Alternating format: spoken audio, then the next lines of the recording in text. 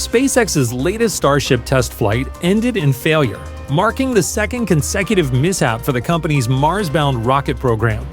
On Thursday, the 403-foot Starship launched from Boca Chica, Texas, but lost attitude control minutes into the flight, leading to an uncontrolled spin and subsequent disintegration over the Caribbean. Debris from the explosion prompted the Federal Aviation Administration, FAA, to temporarily ground flights at several Florida airports, including Miami, Fort Lauderdale, Palm Beach, and Orlando.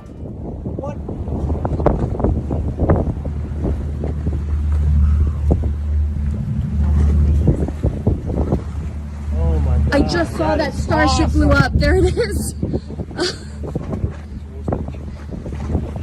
Holy